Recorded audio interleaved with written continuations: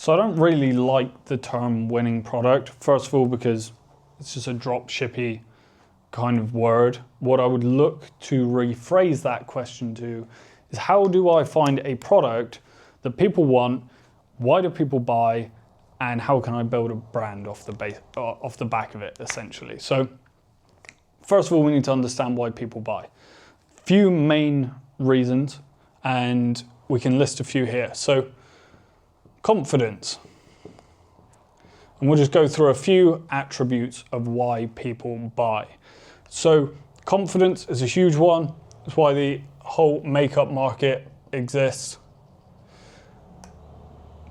HPV, which is high perceived value, makes somebody feel good. This is why the entire watch market and jewelry market exists, all of that nice stuff. That's why Rolls-Royce does well. It's why all of these type of companies that make people feel something and have a high perceived value do very well. If you can blend that with confidence as well, perfect. People also buy because they want to save time. People also buy because they want to save money. Okay? So what we need to do is we need to find a product that fits at least a couple of these attributes, okay? But when it comes to products overall, a lot of the time, brands that are successful, what they do is they take a product that is saturated and they simply move it into a niche, because this is a question that comes up incredibly often when people say, oh, well, I don't want to get into this niche because it's saturated. I'm looking for an unsaturated niche. In my eyes, saturated products are just products that sell. So how do we take a product, make it unique, and move it into a niche? Or at least to start with, we move it into a niche. Okay, so we're going to take supplements, okay? Now this niche is very saturated. So what we're going to do is we're going to take a very saturated product from this niche, which is nootropics. But if we put nootropics on our website and we say, hey, buy our nootropics bundle, it makes your brain work and it's good for you and this doctor recommends it, no one cares. That's the bottom line. And you'll see that in the sales that come through. So how do we then take this product that's saturated, a lot of people buy it, but they might as well just go to Walmart, Amazon, one of these companies? Well, two things. One of them is brand, and the other one is niche. Okay, so a great example that I saw recently is a nootropics brand that actually had taken their product, which is clearly just a nootropic gummy, but if they were to sell that just as a nootropic gummy, it's dead. You're not going to have much success. And what they did is they niched it into golfers, right? Which sounds ridiculous. They're doing crazy numbers, and they've absolutely executed the niche, and they've executed on the branding.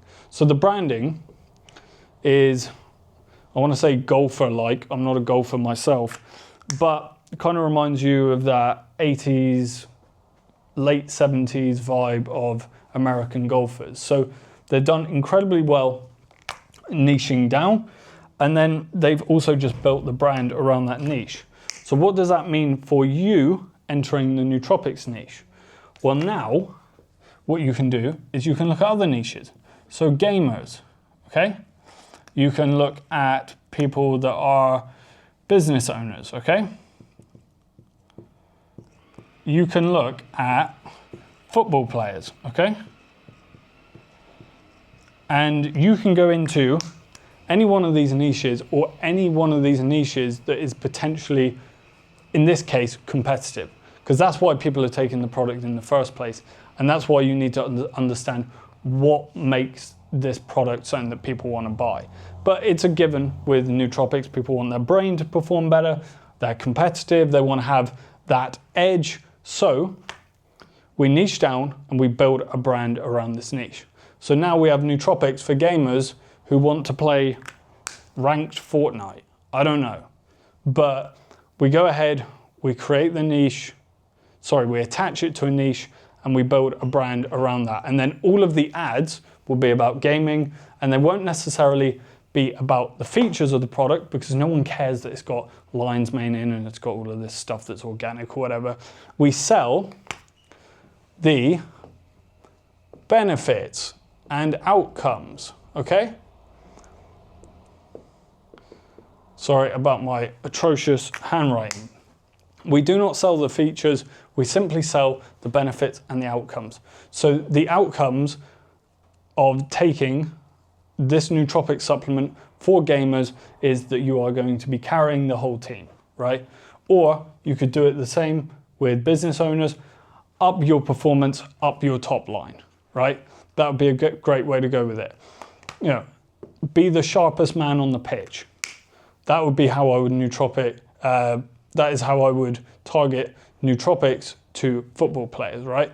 But if we get rid of all of this stuff here and we are left just selling nootropics without a brand or a niche, no one cares. And that's the truth of it. So make sure whatever product it is that you find, that you understand why it sells, take that product, niche it down, build a brand around it, and automatically by doing that, you are first of all making yourself unique, but you are also putting yourself into your own market. It is way easier to succeed when you are one of two maybe competitors in that space. But when you are going after the entire nootropics market, that's going to be incredibly hard to destroy your competition in.